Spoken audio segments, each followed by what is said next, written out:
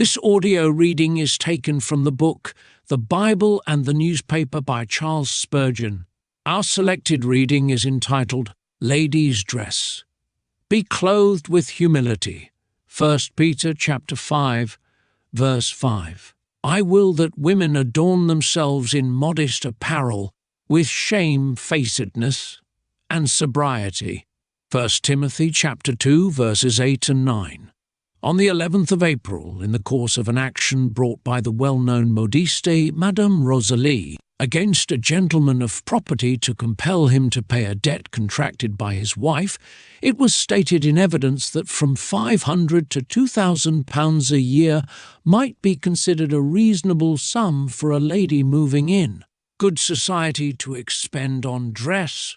The gentleman's wife, in the witness box, repudiated with lofty scorn the idea that the former amount was sufficient. The lady is an invalid, has never been presented at court, and is not called into company, and yet was indebted for millinery to a very large amount. Is it, then, a fact that so large a sum is considered needful for the clothing of one human form?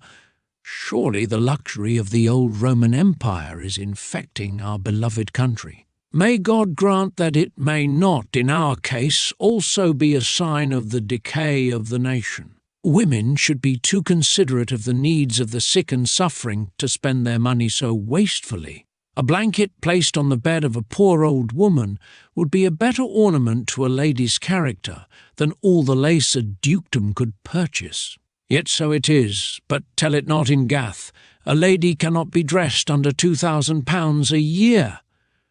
Are we wrong if we place side by side with this modern fact a description of the follies of women of the olden times? Moreover, the Lord says, because the daughters of Zion are haughty, and walk with outstretched necks, and wanton eyes, walking and mincing as they go, making a jingling with their feet. Therefore the Lord will strike with a scab the crown of the head of the daughters of Zion, and the Lord will uncover their secret parts.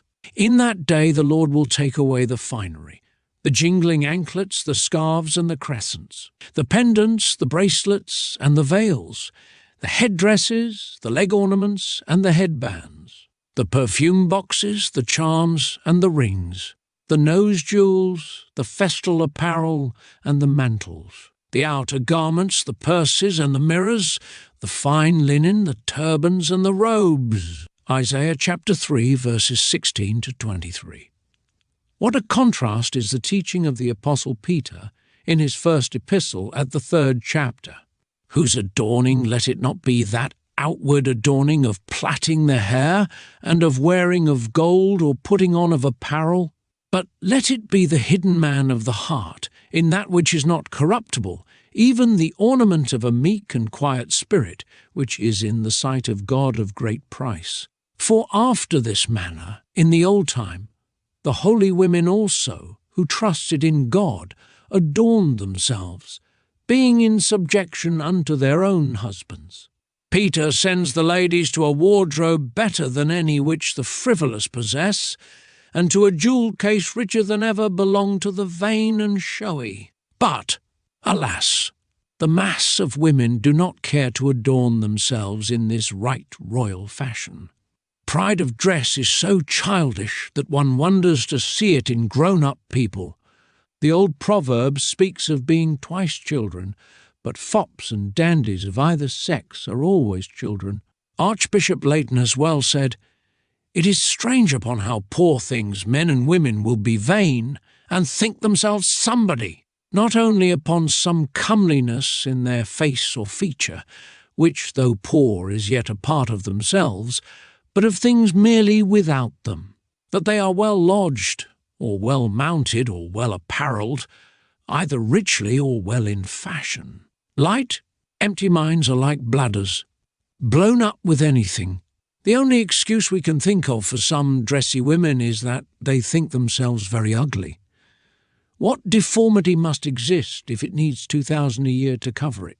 If these persons accurately gauge their lack of personal charms, they must be suffering under a fearful measure of uncomeliness.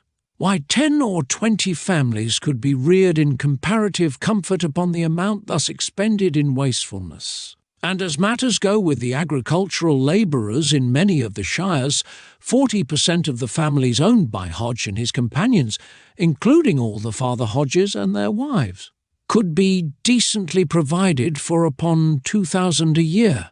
It wilt not bear thinking of. Yet many women professing godliness are shockingly extravagant, and can never be happy till their heads are tricked out with strange gear, and their bodies with fashionable millinery. They little think how much they degrade themselves and grieve the Spirit of God.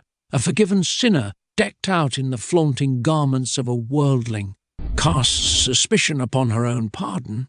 If she had ever been renewed in heart, could she adorn herself after the manner of a Jezebel? It is hard to think of a disciple of the Lord wasting her substance upon personal decoration. Does the lowly Jesus keep company with persons who spend hours at the glass, adorning, if not adoring, their own flesh? Can extravagance and fashionableness be pleasing to the Lord? No, assuredly not. We are not judging that neat handsomeness which George Herbert says doth bear the sway. But we are sorrowful when we see those who set themselves up as examples and move in a position where no outward show is required, going beyond ordinary worldly women in extravagance. It is the bane of society and the disgrace of religion. We wonder how much of the extravagance of female dress could be traced to the man-millinery of Anglican priests. Church congresses have been edified by exhibitions of ecclesiastical finery, in which were seen robes and vestments of the costliest material and the gaudiest colours. We have read of altar frontals which have taken years to finish, and are valued at more than £500. All this to deck out a table. No wonder that it costs so much to dress a woman. When men and even ministers take to resplendent trappings, who can wonder that the weaker sex exercise a larger liberty? For shame, ye so-called priests! Put away your baby garments and quit yourselves like men. This concludes our reading. Thank you for listening.